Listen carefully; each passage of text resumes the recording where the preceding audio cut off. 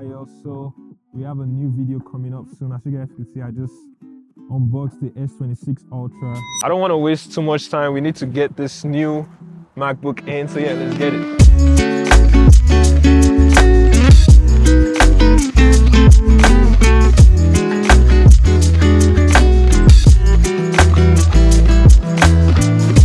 Trying to get the new MacBook Neo.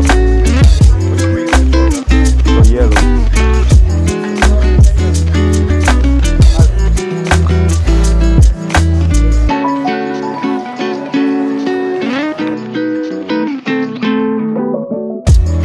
Alright, y'all, so finally we got the MacBook Neo. I'm about to head to the studio right now and basically like unbox it, show you guys what's up with it. I'll see you guys on the next one for the Samsung, and let's head to the studio for the MacBook. Let's get it. Alright, y'all, so I just got back home. Apparently you guys already know it's Ramadan, I'm fasting, all that kind of stuff, so it's been a couple hours since I got this from the Apple store. It's currently about 8:30 right now, so I'm gonna do the unboxing, all that good stuff. See, my place is still a mess from the earlier video I made today. But the good thing is the video I made today, which is the Samsung Galaxy S26 Ultra's video, I'm going to actually try to edit that video on this laptop, so hopefully it works. If not, then I'll just do it on my MacBook Pro. Alright, so I actually got this in the blue colorway. So this one is the 512 gigabytes of SSD in this color. So actually it's going to match. Now that I think about it, I wanted to get the yellow one, but it's not the same color, but it's going to be matching because obviously I'm going to make like an EDC video. So what I usually do is unboxing, day in the life, etc, just to like get 3 contents out of one product. So, and one thing you need to know is when you get the 512 gigabytes SSD one, it comes with the Touch ID, so you get an extra feature, but you cannot upgrade the 8 gigabytes of RAM. And this is powered by the iPhone 16 Pro Max A18 Pro Bionic chip. So let's get to it. Let's take out the first peel. This is my first or my second MacBook unboxing this year, but this is the first MacBook Neo, so let's just see what's inside. Okay.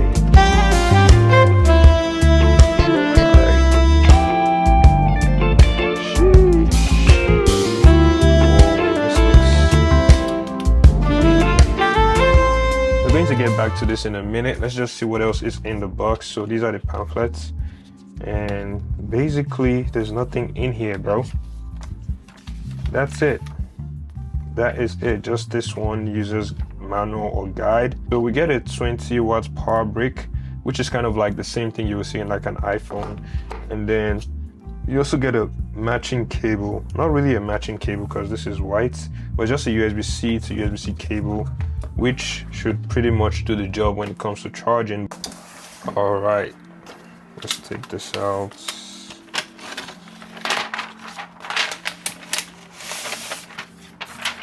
Yo, this is not $500, bro. This looks thicker than a MacBook Air, or am I tripping?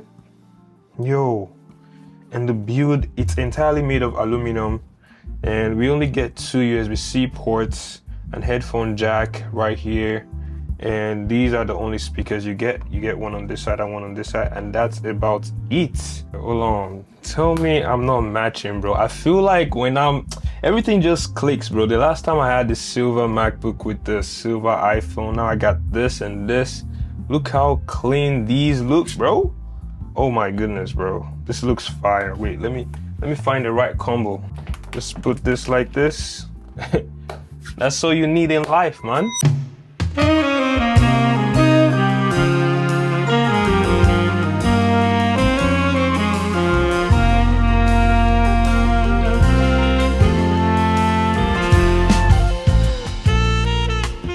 Alright, so I know I am a bit late to the party, but I actually started this vlog on the release date. In this video, we are taking a look at the latest MacBook Neo from Apple. As usual, I start by showing you guys the setup process, and I feel like Apple made this laptop in a way that literally anyone with no prior experience with MacBook can just jump right into it and start using. You could set this up with your iPhone if you have one, or simply sign in with iCloud or create an account, and that's pretty much all there is to the setup process, as long as you have a Wi-Fi connection. I'll get into the design in a minute, but just using this as I set it up, I'm impressed with the build quality so far. You could set up Apple Intelligence for this if you want, as it is eligible, but we all know Apple Intelligence is still not ready yet. I went with the 512 SSD version, which comes with a Touch ID button, and that's pretty much all you can upgrade for this laptop. Alright, so this is the MacBook Neo, which was rumored to be the MacBook E, and it is powered by the A18 Pro Bionic chip, which is the same as the one you would see on the iPhone 16 Pro Max. You can only max at 8GB of unified memory on this device, with the option to get the Touch ID if you upgrade the storage as I mentioned. And my unit comes in this indigo color, which kind of look like purple or blue depending on the lighting condition, with the color of the keyboard slightly off but still blends naturally with the entire theme, and the layout looks clean with it. Now, due to this being low on spec numbers, there has been loads of concern about how it will perform in a real world. I could simply run benchmark tests to give you an idea of what it would look like, but personally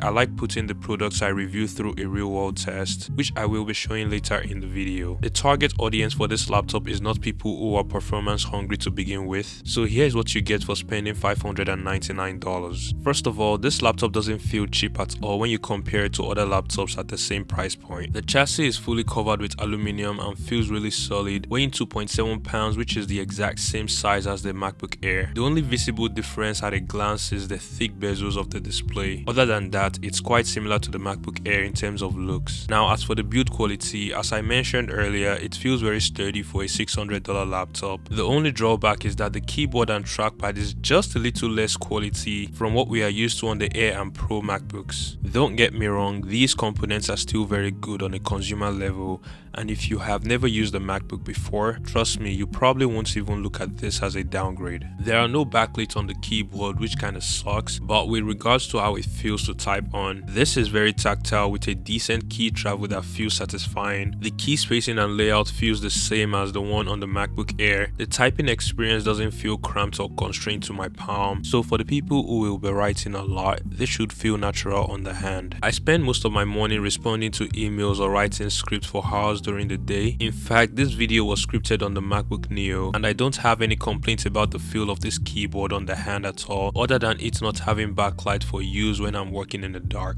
The layout of the trackpad is large enough relative to the laptop size, but not the traditional trackpad we usually see on the MacBook Air and Pro. Even though this is just as responsive, something about this feels different. So instead of the haptic feedback we are used to on the Mac, this one is a mechanical trackpad, but with that being said, it still works the same way without the simulated click feature. What this means is you can still click on any part of the layout for a response, unlike Windows laptop where you only get to click on the bottom right and left. I don't have any complaints using this trackpad as well. I feel like it works perfectly as long as it doesn't take anything away from the usability. It's precise and easy to navigate with, and of course supports all the gestures. Now, the only thing I'm actually concerned about this laptop is the ports. We only get a USB-C 3.0, a USB-C 2.0, and an headphone jack. That's it. All you really can do with this is to charge the laptop and maybe connect just one accessory. It does support external display with 4K resolution at 60Hz along with the built-in display, but I managed to power my desk setup with this through a docking station and the Display Link Manager software. I don't recommend doing the same thing, but just in case you're wondering, it does work. Now, when you open the laptop, the hinge is very sturdy with no wobble, which again makes the laptop not feel cheap. Then you are greeted with a 13-inch display with noticeable bezels and no notch at the top webcam area. Speaking of the webcam, at 1080p resolution, this produces clear images, which is going to be perfect for Zoom calls and meetings, and even if you want to capture a few videos. I was using this in my day in the life video, which will be coming up soon, and this is what the camera looks like. Alright y'all, so this is the front facing camera of the MacBook Neo. Everything looks clear and clean. This is 1080p Pro. You really can't go wrong with this in my opinion. I have not seen a laptop camera look this good. I'm not gonna lie, the display does look small, but it's actually not that bad considering the target audience. I feel like if you're a student who is constantly writing papers, browsing the web or things of that nature, you should be good for the most part. As for the display quality, it's a liquid retina display with a resolution of 2408 by 1506 pixel and gets up to 500 nits of brightness. Now in the real world, this is actually a very good display that produces sharp and vibrant images with accurate colors. I have been editing on Lightroom and Photoshop with this, and I genuinely can't tell the difference between this and the display of my M3 Pro MacBook just based on the image quality alone. Obviously it maxes at 60Hz, which is the same as the MacBook Air, but even during the performance test, which I'll be talking about in a minute, color grading 4K log profile videos look just as good. I'm not losing video quality, images look natural and true to life. You are getting the best when consuming content with high quality on this display. Speaking of consuming content, surprisingly the speakers are actually loud considering it's just two thin speaker sound systems shared on both ends of the sides. With the support of Apple lossless and Dolby Atmos audio, it sounds rich and clear even though it's not the loudest I've heard. I'm still impressed by the outcome of this audio, and it's actually usable in the real world.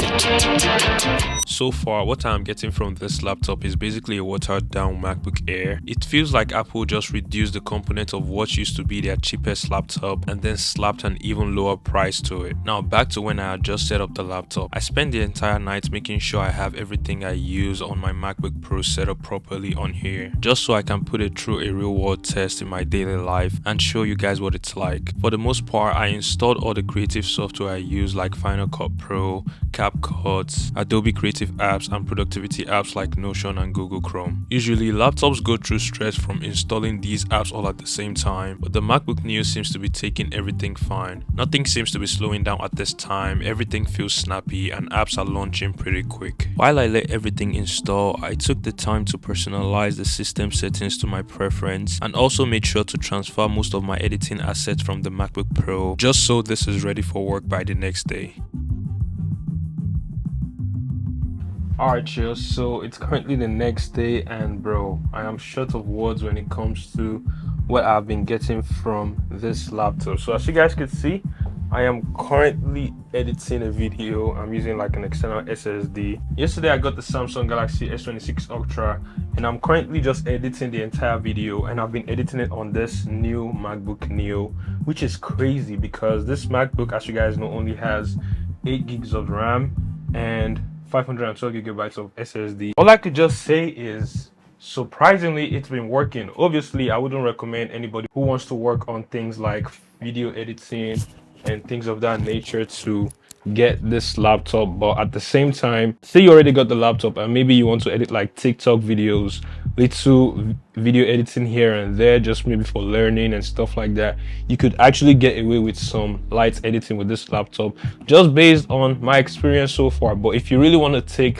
editing serious, bro, at least get a MacBook Air. But what I'm saying is it can still handle it, so it's quite impressive. So the fact that this can handle something as demanding as video editing means if you are getting this for anything school related, multitasking, little stuff, you have no problem. But anyways, let's get back to the video. Alright, so for context, you guys obviously know that I make videos at this point among other creative related work. As I mentioned earlier, I had a video about the new S26 Ultra that was unboxed on the same day I started this vlog and needed to be edited as soon as possible. As of this time, I was already about 10 minutes into just clipping the timeline. I already have all the footages imported and set up the color adjustments. The videos were shot in S-Log 2 on my Sony camera and the Apple log profile from the iPhone 17 Pro Max. I have been editing this video since last night after the laptop was set up. This time I turned on better performance just to make sure everything runs smoothly. I've been editing for hours and bro, it's crazy how this laptop has been handling it perfectly. Keep in mind that I also have other softwares running in the background and I'm editing from an external SSD, which is actually expected to hinder the speed since this laptop is not using a Thunderbolt port. The playback was running smooth for the most part, and when you look into the performance level, you would realize that it's quick to eat up the 8 gigs of RAM. When when this happens, the MacBook Neo uses a process called swap memory, which essentially means it borrows memory from the internal SSD to enhance the performance and workflow efficiency. Now, like I said, the MacBook Neo uses the A18 Pro chip from an iPhone, which could be a concern for some people,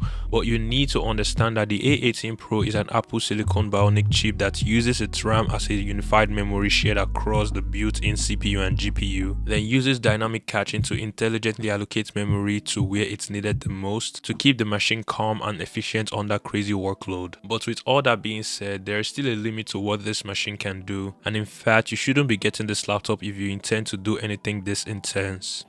Alright, just so I am 20 minutes into the edit, so the timeline is currently at 20 minutes and Final Cut is finally lagging. See, it's not playing anymore. It's playing, but I don't want to say anything, bro, but this could be better, bro. Let me just, I tried adding an effect earlier and it just wasn't working. So what I would say is, oh my god, let me change the lens. Like I said, it's actually quite impressive that it's able to handle this much to this point.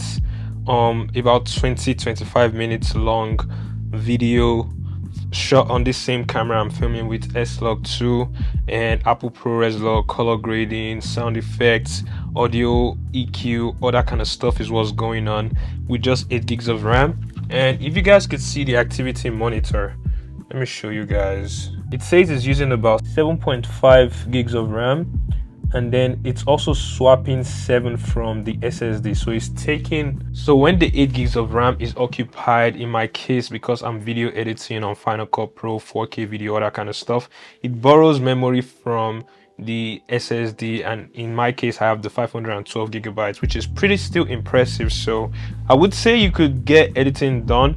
If it was something like short form video and stuff like that, you could probably get those done on this laptop. Like say you go to college, you go to school, or you do little admin tasks, but you want to make short form content just to document your life and stuff like that for TikTok, Instagram, you could get away with those things on this laptop. But if you want to take something really serious like YouTube, editing 4K videos, cinematography, all that kind of stuff, yes, you could start, but trust me, bro, it's not worth the hassle. Just get yourself a MacBook Air or a MacBook Pro.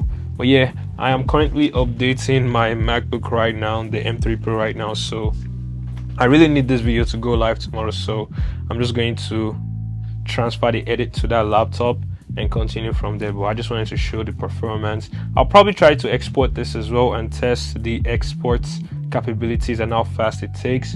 So yeah, let's get back to it. So yeah, I ended up moving the edit to my MacBook Pro to speed up the process. But for the rest of the week, I edited a few short form content, create thumbnails, and basically handle every other thing related to work. It's been handling everything I throw at it perfectly with ease as I work on multiple things simultaneously. And it's also very quick to encode and export complicated short form videos. Okay, let's see how long it would take to export this one. This video is 1 minute and 20 seconds. Let's go. So we're gonna start right now. I want to ready go replace, bro. I feel like it's gonna take seconds. We're currently at 37. Bro, stop. 36 seconds, bro. It took 36 seconds to export. That is crazy. That is very impressive. So yeah, I was able to export short form videos within seconds and have them ready to upload, and to me that's quite impressive. Now, something I actually didn't mention throughout is the battery life, but in my experience the battery life is actually solid. For the most part, I've been working fully on battery and I've been getting roughly about 5 hours of usage on full charge. It could be less if I'm editing for hours straight, but honestly the battery life is not something I had to constantly worry about. I'll be showing a full battery monitor in my day in the life coming soon, so stay tuned for that. But overall, the MacBook Neo is a very solid laptop for the target audience, which are students or people who just want to transition into the MacBook ecosystem without spending a lot.